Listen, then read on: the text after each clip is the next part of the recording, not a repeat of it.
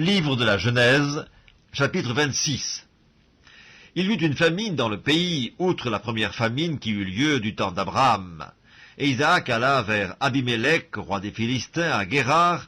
L'Éternel lui apparut et dit, « Ne descends pas en Égypte, demeure dans le pays que je te dirai.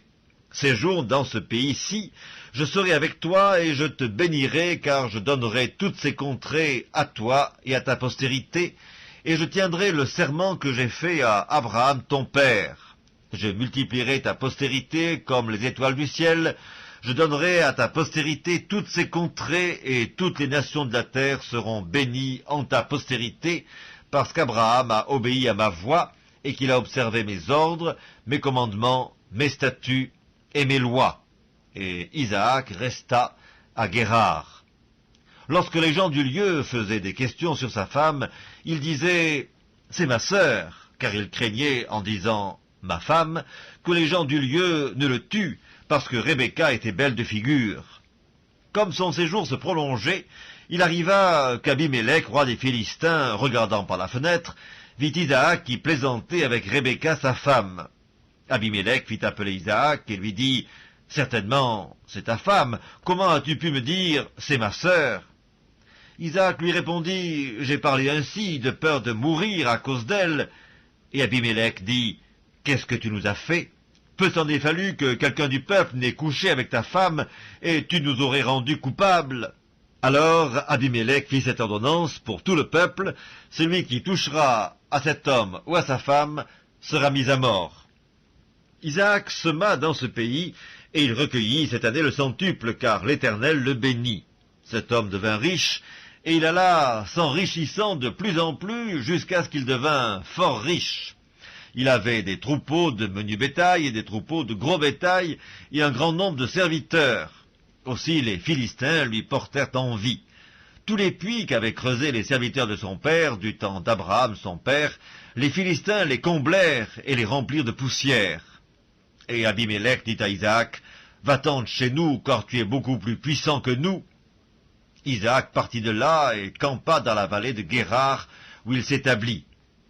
Isaac creusa de nouveau les puits d'eau qu'on avait creusés du temps d'Abraham son père, et qu'avaient comblés les Philistins après la mort d'Abraham. Et il leur donna les mêmes noms que son père leur avait donnés. Les serviteurs d'Isaac creusèrent encore dans la vallée, et y trouvèrent un puits d'eau vive. Les bergers de Guérar querellèrent les bergers d'Isaac en disant « L'eau est à nous !» Et il donna au puits le nom d'Essek, parce qu'ils étaient disputés avec lui. Ses serviteurs creusèrent un autre puits, au sujet duquel on chercha aussi une querelle, et il l'appela Sitna. Il se transporta de là et creusa un autre puits, pour lequel on ne chercha pas querelle, et il l'appela Rehoboth, car, dit-il, l'Éternel nous a maintenant mis au large, et nous prospérerons dans le pays. Il remonta de là à Beersheba. L'Éternel lui apparut dans la nuit et dit, « Je suis le Dieu d'Abraham ton père, ne crains point, car je suis avec toi. Je te bénirai et je multiplierai ta postérité à cause d'Abraham mon serviteur. » Il bâtit là un autel, invoqua le nom de l'Éternel, et il dressa sa tente, et les serviteurs d'Isaac y creusèrent un puits. Abimélec vint de Guérar auprès de lui avec Ahuzat son ami, et Picol, chef de son armée.